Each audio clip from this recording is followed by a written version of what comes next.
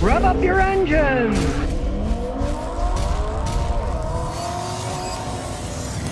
Well, Elon Musk says Tesla is vowing to half their production costs and that Elon's going to have an affordable car out there, right? Well, if he does have an affordable car, who knows, right? I'm not holding my breath on quality because they just said they're making a big factory, one of their giant factories in Mexico. Okay, they're going to keep their costs in half, right? Build them in Mexico. Sure, the labor's a lot less than half in Mexico. Not the greatest quality in the world, but hey, it's cheaper that way, right? Considering that one time he did have that Tesla tequila made and they sold a bunch of them at outrageous prices. Well, maybe he thought, hey, they make tequila. Let's make my cars down there too. And the interesting thing is after he talked about this stuff, the shares fell 5% in value. People aren't believing what he has to say anymore. They're probably thinking, this guy's living in La La Land. He's got cars with bad quality. And he says, we must pay half as much money to build them in the future than we are now. And the investors are like, sounds like he's talking through his hat again. And of course, in their meeting, they talked about, oh, we're going to be green and save the earth, blah, blah, blah. Yeah, sure. And of course, in their meeting, there were no details about how much the cars are going to cost, what models, when they're going to come out. It's all just blah, blah, blah.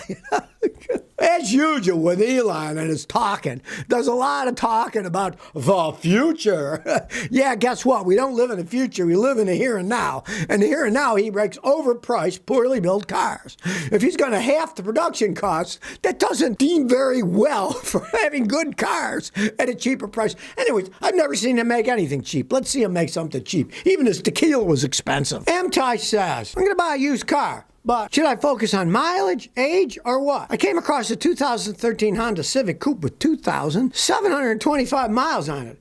Assuming that all, with nearly no miles, is that a gamble? Okay, no, that's not a gamble at all. If you could actually prove that it was 2,725 miles, people cheat, lie, cheat, steal, get Carfaxes to see the inspection mileage, oil change stuff with the mileage. I don't know if that's real, that mileage. But with Japanese cars, mileage is the important thing. They can last for hundreds of thousands of miles anyway.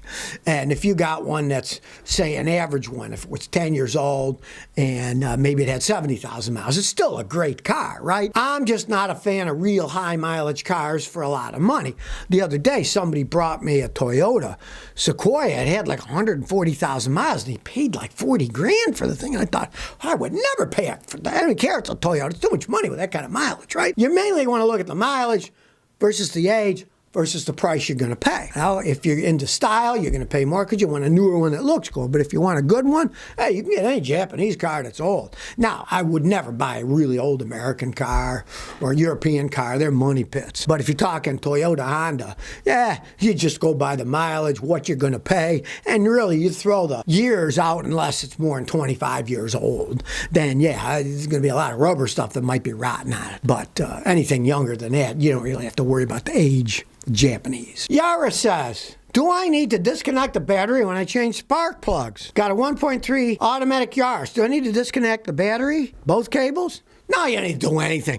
The spark plugs only fire when the engine is running. They have no power going to them when you have the key turned off. So just unscrew the little 10 millimeter bolts, take the ignition coil assemblies out, take the spark plug, put a new one in, and do all four. You don't have to disconnect anything other than unbolt the coils, pull them out. You might have to disconnect the coils because sometimes there's not enough room on the wire to get it out and pull it out. Then you squeeze it, take the wire off, then pull it, put it back on, then snap it back on. But you don't have to mess with the battery because there's absolutely no power going to them when the car's turned off, and nobody's changing spark plugs with the engine running. Archimegosi says, Scotty, what's your opinion on retail barrel engine oil quality? When I go to oil change joints, they have oils in barrels, and it's 50% cheaper than the bottles. The oil's original, but, yeah, I know guys have oil change places. They'll have a 50-gallon drum of oil. They pump it out, put it in your car, right? If it's a quality company, they'll have to be able to show you, okay, well, what's the oil? Who makes it? Show me the specs. So you would have a sticker. And let's say if it's a Pennzoil oil change place, and it's Pennzoil, and it's the weight and viscosity of your car, go ahead.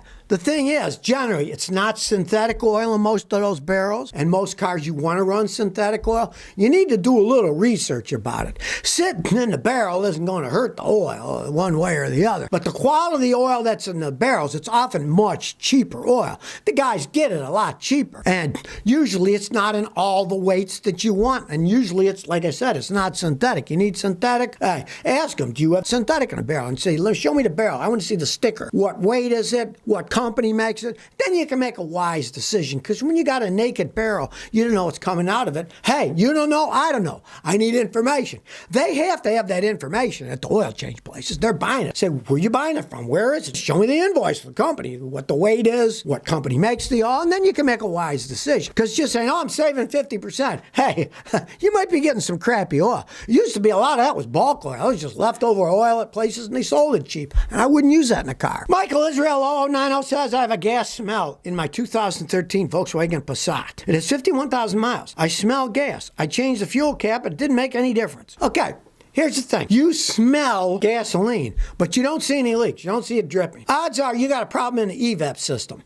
Sometimes the evap canister vent valve sticks open, then you smell fumes. Sometimes the evap canister is wrecked. It's full of too much gas, and you'll also smell it. It's made for taking gas vapors. If liquid gas gets in there, like if you keep overfilling your gas pump and keep clicking it after it shuts off, try to get more in, raw gas will get in there. It'll ruin the evap canister, and they cost a fortune. Have the evap system checked first. Odds are you got a leak somewhere, often the evap canister vent valve or the evap canister itself. And of course, look at all the little hoses on evap. Maybe one of them come off or it's cracked, it's got a hole in it. But it's vapors, and vapors are kind of hard to find. So what you might do is get a guy like me with a smoke machine, have him smoke the evap system, and when you smoke it, where there's a leak, even if it's a small leak, you can't see it, the smoke will come out of the leak and then you can fix it. Dan Turner says, how serious and common is the gasket sealer problem on Subarus?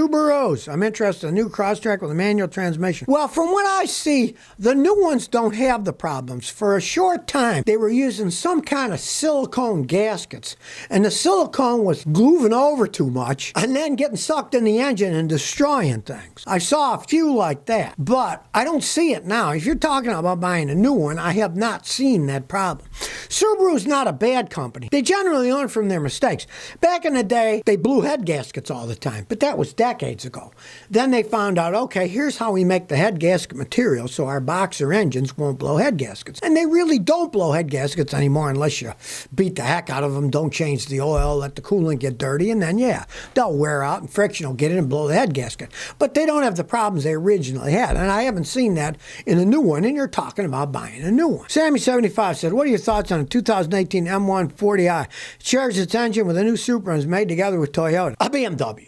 Right? Now, Toyota is just buying BMWs and rebadging them as Toyota Supras. They really have nothing to do with Toyota. The engines are fine.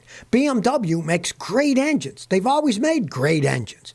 The problem is all the electronic crap and plastic pieces as they age fall apart, and they turn into endless money pits as they age. Instead of using metal parts like they used to, they'll use plastic hoses, plastic pipes, plastic intake manifolds. Plastic gets hot under the hood of a car, bolted to a metal engine, and eventually the plastic loses its plasticizers, gets hard and brittle and cracks. And parts for those things are super expensive. The analysis of them is very complex. Guys who work on BMWs charge a fortune. So the engines, yeah, they're great, but the cars, they're money pits as they age because of all the plastic and all the computer stuff. Ask any honest person who knows about BMW and say, man, those things are fun to drive, but they are hellacious to maintain, and as they age, they become endless money pits. Nevada Maverick said, I just installed the new fuel pump. Now the code PO183 pops up. What to do? One of two things probably happened. You might have gotten a crappy pump. If you're going to buy a fuel pump for a car, always go OEM, original equipment manufacturer. You don't have to go to the dealer and buy it, but you want to stick with the factory one, or you can get codes. Also, almost all the fuel pumps these days are in the gas tank. You take it all apart, you have to use all new gaskets and seals. Because if you don't, you're going to get codes because it won't seal right. It's been sitting there for years and years. You take it apart, that old gasket is useless. You got to buy a new gasket and the O-ring seals, you got to put all new ones in. Because if you don't, you're going to get codes. Pray it's just the gasket or a seal and not the pump assembly itself, but it often can be if you didn't buy an OEM one. This aftermarket crap made in China, you can't stand behind that stuff. You'd have no idea how long it's going to last. So if you never want to miss another one of my new car repair videos, remember to ring that bell.